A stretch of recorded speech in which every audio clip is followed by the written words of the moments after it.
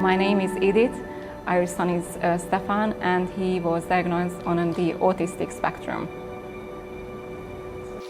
Je suis Laurence de Seigne. Je suis la maman d'Alexandre et Chloé. Chloé a 21 ans, est une jeune femme en pleine santé. Et son frère Alexandre a 27 ans et est polyhandicapé. My name is Anna Grek.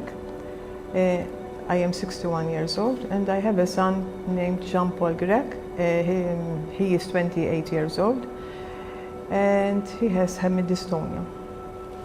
Je m'appelle Michel Gras, j'ai 42 ans. Je suis directrice adjointe dans un établissement scolaire de promotion sociale et je suis la sœur d'une dame trisomique. Je suis Monsieur Larivaille, je suis donc papa de 2 enfants polyhandicapés. Une rage, vraiment de la colère en me disant non, c'est pas possible.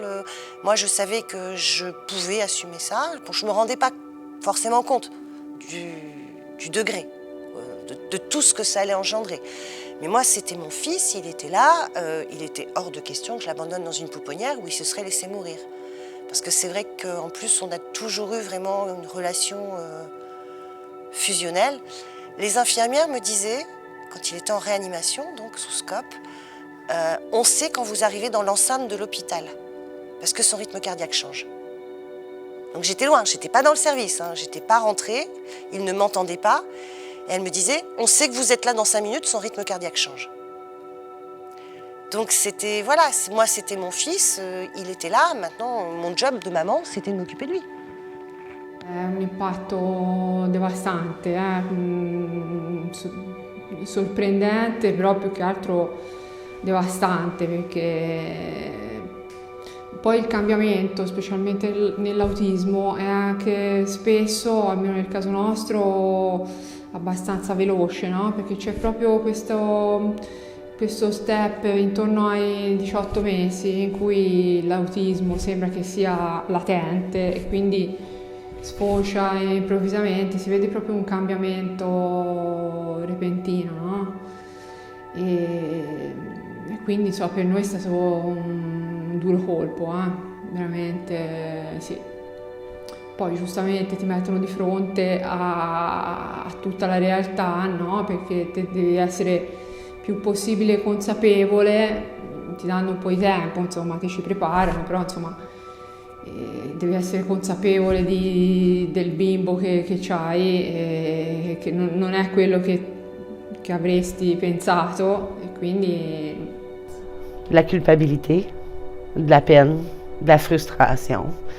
Je me suis sentie beaucoup, longtemps, comme si c'était de ma faute. Même si ce ne l'était pas du tout, même que je faisais probablement plus de choses pour l'aider que je le savais. Mais avec le temps, j'ai venu à comprendre.